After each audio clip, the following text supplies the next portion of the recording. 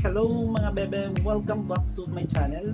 For today's video po, ang gagawin po natin ay ituturo ko po sa inyo kung paano gawing smart TV ang inyong ordinary TV. Okay? So, gagamit po tayo ng isang device lang para maging smart TV ang inyong ordinary TV. So, eto po. By using this MP4 Plus. Ayan. MP4 Plus BTV MP4 Plus. Ayan. So, ito po ang gagamitin natin para maging smart TV po ang inyong ordinary TV. Mamaya po ituturo ko po sa inyo kung paano po ito gamitin at kung paano gagana sa inyong mga TV. Okay?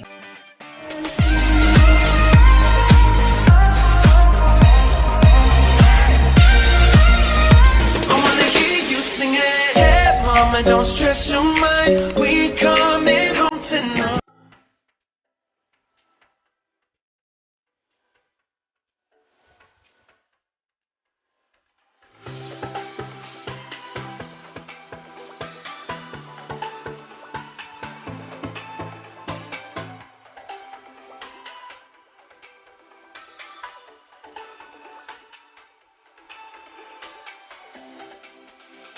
Ayun na, welcome back po sa ating channel. So ayun, bubuksan po natin na itong MP4 BTV MP4 Plus. Ayan, buksan muna natin po.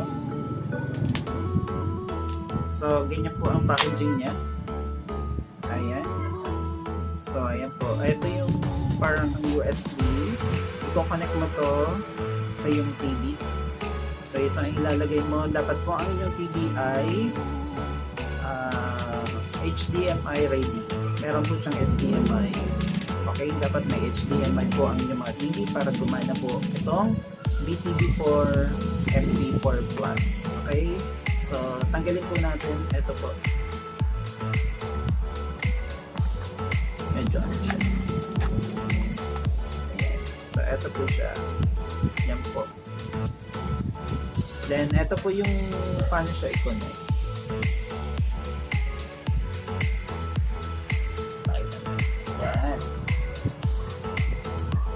And then meron po siya ditong wire.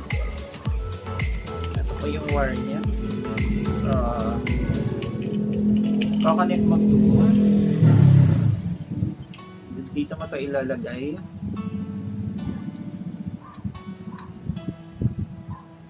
Yan, connect mo siya dyan. Ito naman, lalagay mo ito sa TV.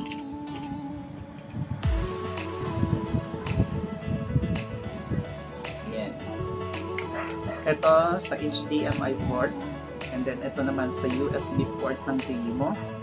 So ayan po. Okay, ilalagay po natin muna ha.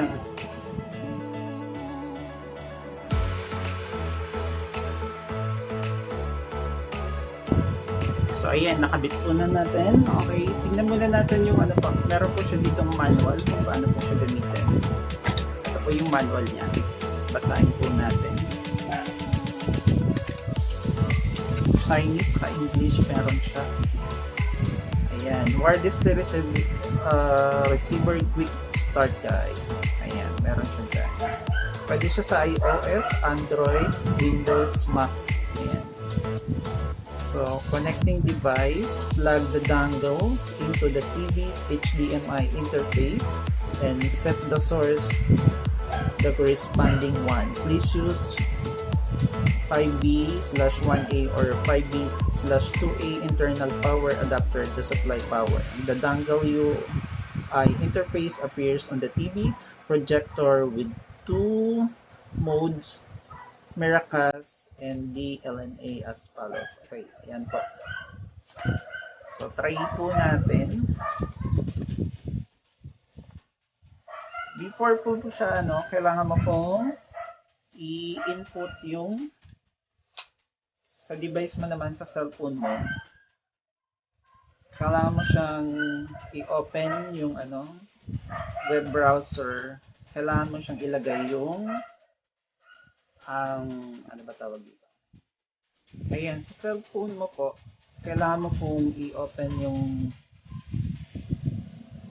IP address para makakonect ka. Sa cellphone mo, i-open mo yung IP address. Kailangan mo pong i-input yung IP address mo. So, pupunta ka sa Google po, and then ilagay mo po yung IP address dyan. Makikita mo naman po dito yung IP address, nakalagay dito. Ayan. Para makakonect ka po dun sa dongle na nakaano. Okay? So, open po muna natin yung TV. So, ayan na po yung nakakabit na po yung ano natin, DTV4 M4 Plus sa TV natin. So, ayan po ang lalabas niyan. So, waiting for connection po tayo. So, ang gagawin mo lang po is, ayun na, kung na-input mo na yung, i-input mo yung IP address nitong DTV4 sa inyong cellphone. And then, pupunta ka po, pag na-input nyo na, punta ka po sa settings, and then, punta ka sa more connections. Hindi makita. More connections, and then, wireless projection. Pupunta ka sa wireless projection, and then, ayan na po. Wait, wireless projection, ayan, screen mirroring. Punta ka, antayin mo lang, screen mirroring, hindi makita. Ayan, tapos click mo lang siya, screen mirroring, antayin mo siya makonect. Ayan, antayin mong makonect, then lalabas, ayan na po. Nakakonect na siya sa TV. Hindi kita. So, ayan, pwede ka na mag-browse. Ayan. Kita na. Pwede, so, pwede ka mag-Facebook. Ayan, Facebook. Pwede mo makita yung Facebook sa TV. Ayan. And then, kung gusto mo manood ng YouTube, pag gusto mo manood ng YouTube, ayan, punta ka lang ng YouTube. And then, pwede mo siyang ipalakihan. Ano mo lang siya, pahiga. Ganun. So, ayan. Movie, kung gusto mo manood ng movie. Ayan, yan po ang kalalabasan niya. So, ayan, gumagana po siya. Skip ads muna natin. So, ayan po. Ganda. Maganda po siyang, maganda siyang device. Ayan, parang, ka na, ordinary TV siya, pero pwede mong gawin smart TV. Ayan. Ayan. Captain Marvel. Ayan.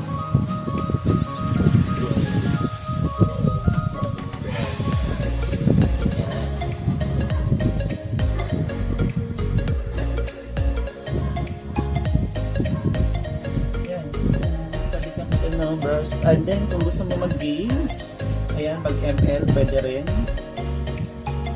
Wala kasi akong ML, pero kung gusto mong ML, pwede po, para mas malaki yung monitor mo. Pwede mo siya connect. So, ayan, guys. Madali lang po ang setup, mag-setup po ng DTV4 M4 Plus para maging smart TV ang inyong ordinary TV. Ayan, by using po ng device na to, and then sa cellphone lang, pwede mo na pong mapanood ang inyong YouTube or mag-ML or kung anong gusto mo, Netflix or iPlex, ayan, kung ano mga movie. So, ayan, pwede mo na mapanood sa TV, mas malaking monitor kaysa dito sa cellphone mo. I-connect mo lang siya para maging maayos po. Ayan. So, ayan, that's it guys. Yan lang po ang kabilis maging setup ng pag-setup po ng smart TV by using BTV M4 Plus. Ayan. So, kung aalis ka naman, kung pwedeng mag-disconnect ka na, punta ka lang ulit dun po sa punta ka lang din ulit sa more connection mo, and then wireless projection, and then just disconnect mo lang siya, so mawawala na. Balik ka na sa original sa TV mo ulit. Okay, so ayan guys, ayan, so that's it for today guys. Ayan ating video ngayon, ayan, kung paano po mag-connect paano maging smart TV ang yung ordinary TV by using po ng DTV4 M4 Plus. Ayan. So, lalagay ko po yung sa description box yung link dyan sa baba sa description box para kung gusto nyo mag-order, puntahan nyo lang po yung link. Ayan. So, Nabili ko siya ng 1399. I don't know kung worth it ba siya, pero parang worth it naman. Parang sa iba kasi parang may nakita ako mas mura po siya. Ayan. So, kung bibili po kayo, tingnan nyo na lang po yung link po ng buyer, ay ng seller dun po sa description box ko. Ilalagay ko po siya. So, ayan. So, guys, that's it for today po, our video for today. So, kung bago ka po dito sa aking channel, don't forget to subscribe and hit like, and then click mo po yung notification bell at ilagay mo sa bell all para maging updated ka po sa mga upcoming videos ko. And then, so that's it. So guys, mga bebe, bye bye, see you again soon.